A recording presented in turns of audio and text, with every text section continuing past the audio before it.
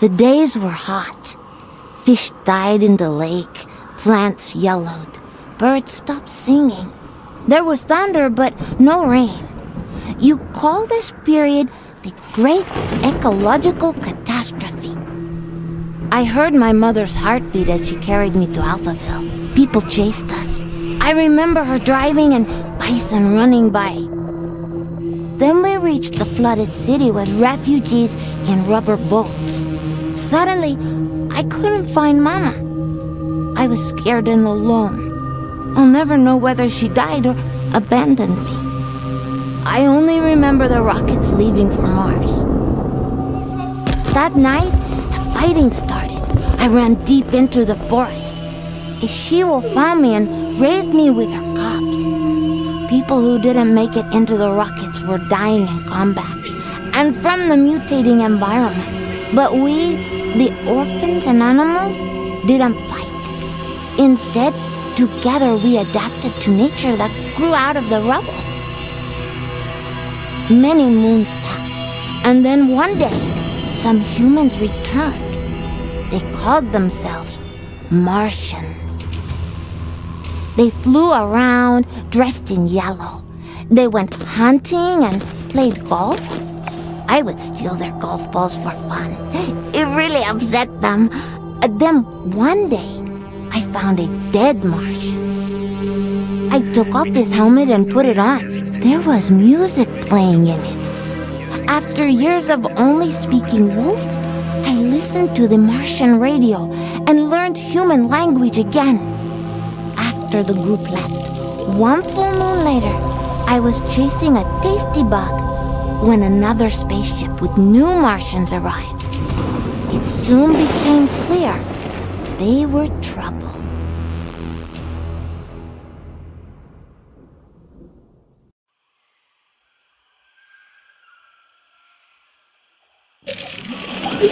Greetings, all you Tesla City Martians out there. You're listening to Radio Nostalgia from Mars, the show for those who miss a morning run in the park, slurping minestrone soup, sailing with the wind in their hair, singing in unison with thousands of people at a music concert, or smelling the coming rain. In other words, the show for the long lost days of life.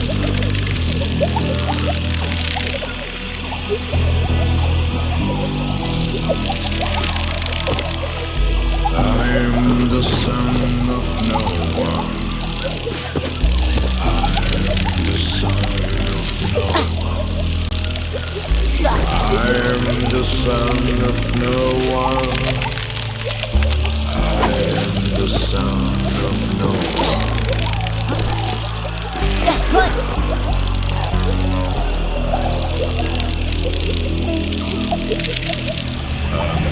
turned tough tomorrow.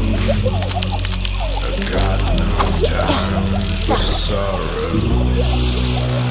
I found becoming a stag, antlers with no yellow tag.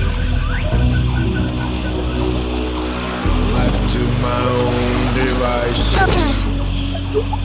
used to bourbon and crisis. Without race, without creed, I am pure spiritual speed.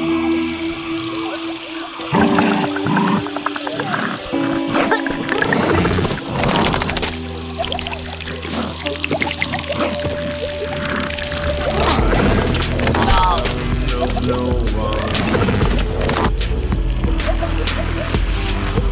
I am the son of no one. I am the son of no one.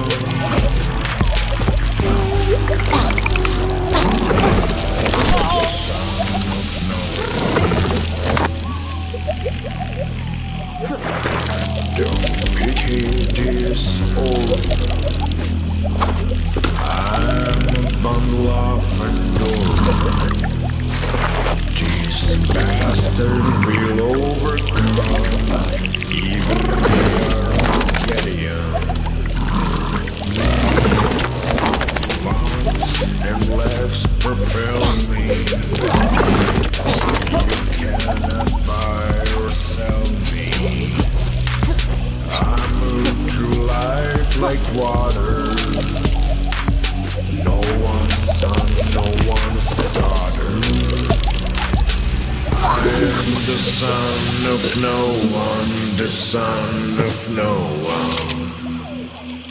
I am the son of no one. I am the son of no one.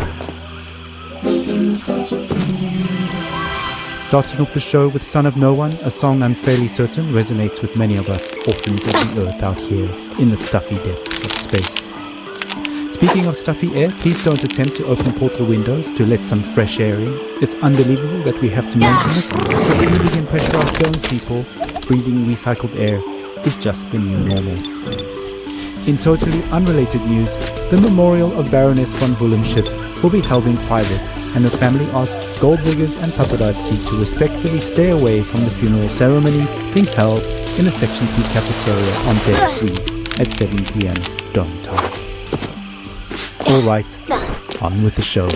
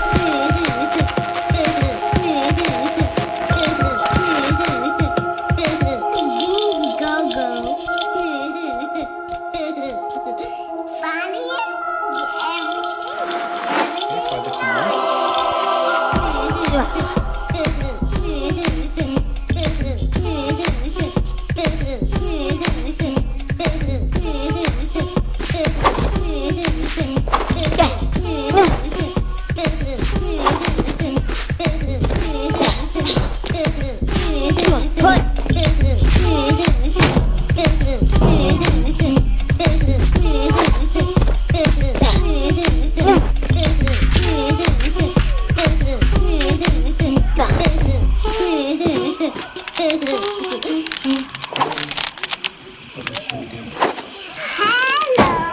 my name is Bingy Gogo. Funniest you ever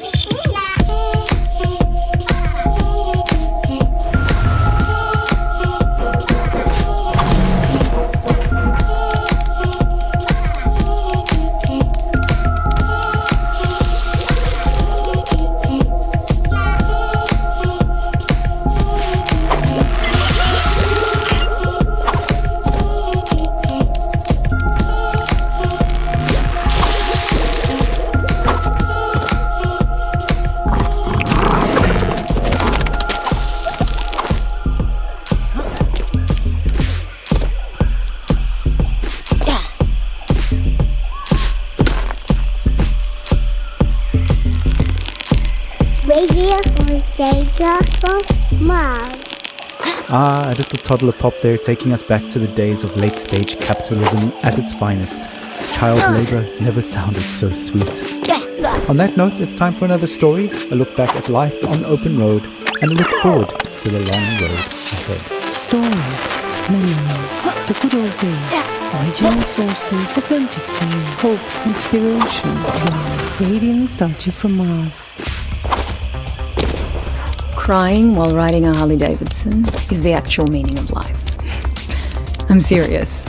I tried to recreate that feeling here on Mars. So I took a Tesla City Delivery EVA for a spin on the Planitia Plains, but it's like driving a janky VR simulation. It made me miss riding my motorcycle, my Jolene, even more. At 35, for 30 days in the blistering heat of July, I took a 4,600-mile trip across America on my motorbike. We set off from California, we zigzagged up and down the country and covered 18 states all the way up to New York City, where I was to take over my father's company. During the trip, the biggest surprise for me was how much of my thinking was practical. Even banal, I just focused on staying alive at 70 miles an hour on two wheels with crazy winds buffeting me in all directions. So while my mind was this constant barrage of compulsive thoughts, those thoughts were generally practical. Like, how do I get to that destination before dark? Am I drinking enough water? Am I hydrating? The bigger picture stuff of why am I doing this and what is life about anyway didn't come until later. We started the trip at the peak of California's infamous orange heat wave, and we rode it for 5 days in temperatures you wouldn't believe. Some mornings I'd have sweat dripping from my elbows before we even set off. My eyes hurt from the sun. Sometimes I'd wake up so sore I could barely move. My inner thighs had engine burn. And even though those closest to me actually didn't think I'd make it, I learned that I could physically overcome much more than I thought. So after that rite of passage, I knew I could take over the company. Instead of being an entitled little brat whose father would pay for her theatre career, I turned the company into $1 trillion business.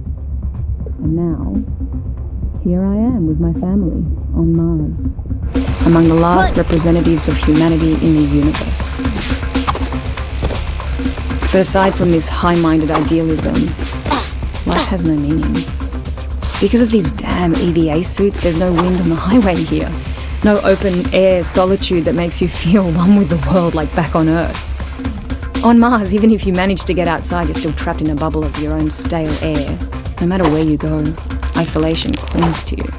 Unlike the open road, it's an experience of void, of wholeness. There's no dancing asphalt in the heat, and no neon-lit diners, and 2 a.m. omelettes with green bell peppers and yellow cheddar with a side of burnt hash browns, greasy bacon and black coffee. Instead, there's this barren rock and strictly monitored oxygen levels in sterile domes. We live in bubbles within bubbles. I admire how far we've come and how resilient we are, but I wonder, maybe we're just born enough. Just like during my epic ride, we've mostly figured out the banal questions about water and food and sanitation, and now the greater questions are looming.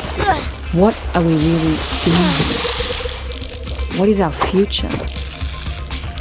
And what will the meaning of life be for my kids? At any rate, the point is, I need to be alone. That's all. Thanks for listening. Until questa manhã, il Thank you for taking us on that ride with you, Brianna. Your story is an inspiration for all and reminds us to face our difficulties head on and to value the small things in life, even out here on Mars. Motorcycles, grease, wind in the hair. What better way to remember than with some psychedelic rock for the road? Radio nostalgia. Mars.